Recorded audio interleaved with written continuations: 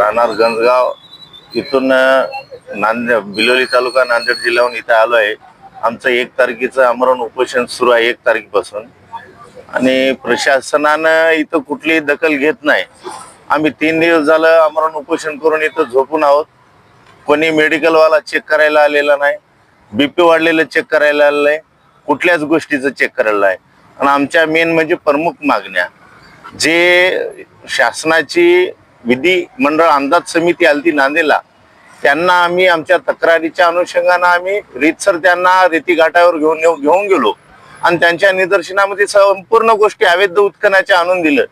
घरकुलासाठी रेती नाही, लाखो ब्रास रेती घाटवाला घेऊन जातो, त्याच्या नियमाच्या अटी शर्तीचं पालन करत नाही आणि जे शासनाचे तहसीलदार असो SD असो ह्यांच्या संगनमताने हे सगळ्या गोष्टी घडत आहेत आणि एक सगळ्यांना चेरामेरी काहीतरी घेऊन हे सगळं अवैध उत्खनन जोरात चालू आहे। कुठलाच आळा नाही, चेकपोस्टला कुठला आळा नाही, कुठलं नियंत्रण नाही आणि जो कोणी निदर्शनामध्ये ह्या अधिकाऱ्याच्या कोणत्याही गोष्टी आम्ही समोर आणून देतो आणि त्यांच्या विरोधामध्ये गुन्हे दाखल करणे, खोटे काही करणे, धमक्या देणे अशा गोष्टी अधिकारी करत आहेत। आमची प्रशासनाला एकच विनंती आहे, जोपर्यंत यांच्यावर कारवाई होत नाही, जो विधिमंडळाचा माननीय खोतकर साहेबांनी जे तात्काळ आदेश दिले कलेक्टर साहेबांना की तुम्ही तात्काळ त्यांना यांनी राष्ट्रीय संपत्तीचं नुकसान करत आहेत, त्यांना फासावर लटकायला पाहिजे, तर त्यांना तात्काळ निलंबित करा असे त्यांचे आदेश असतानाही त्यांनी अजून कुठलीही 1 महिना झाला कारवाई झाली नाही। तरी आमची एक मनापासून विनंती आहे की जोपर्यंत कारवाई त्यांच्यावर निलंबनाची होणार नाही आम्ही तोपर्यंत इथून हटणार नाही। आम्ही उपोषणावर ठाम आहोत, आमचा जीव गेला तरी आम्ही हटणार नाही, आमची ही नोंद आहे। तुम्ही शासनाकडे पाठपुरावा किती वेळेस केला? आम्ही कोई भी पैसा इसलिए नहीं देता है कि आपके पास कितनी बड़ी डिग्री है, आपको पैसा तब मिलता है कि आप अपनी स्किल से कंपनी का क्या फायदा कराते हैं। अगर आप education end skill, education knowledge देगा, स्किल पैसा देगा। नॉलेजेबल इंसान अगर पैसा नहीं कमा पाता है ना, सबसे तकलीफमय जिंदगी उसी की होती है। इक्विनिक्स लर्निंग हमेशा सीखने और आगे बढ़ने के लिए नए अवसर प्रदान करता है, साथ ही बिना किसी अतिरिक्त चार्जेस नौकरी पाने में भी मदद करता है। इक्विनिक्स अपनी श्रेणी में सर्वश्रेष्ठ और दूरस्थ इंटेलिजेंस ऑपरेशन टूल्स से कंप्यूटर कोर्स प्रदान करता है।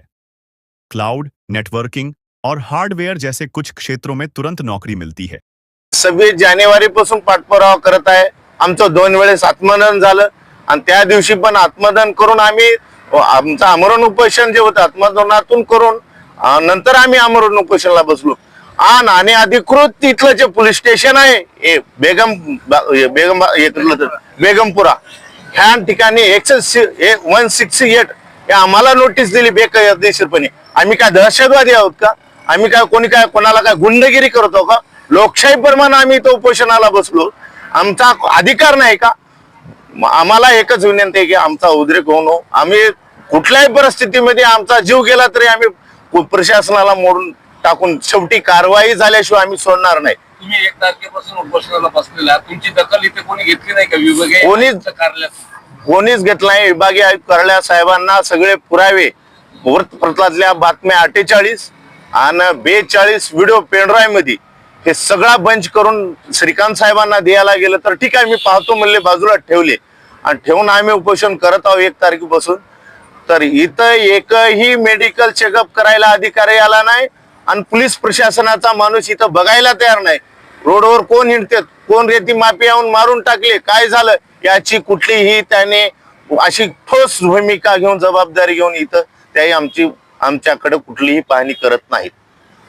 आता अशा वेळेस तुम्हाला कोणी वाळू माफिया आणि कोणी धमकी दिली का? असे फोनवर धमक्या येत आहेत पण आम्ही त्या धमक्याला काही भीत नाही, पण आमचा जीव गेला तरी आम्ही कारवाईचे माननीय विभागीय आयुक्त साहेबांनी जोपर्यंत कारवाईचे आदेश त्यांना निलंबनाचे देत नाही तोपर्यंत आम्ही इथून हटणार नाही। आम्ही उपोषणावर ठाम आहोत।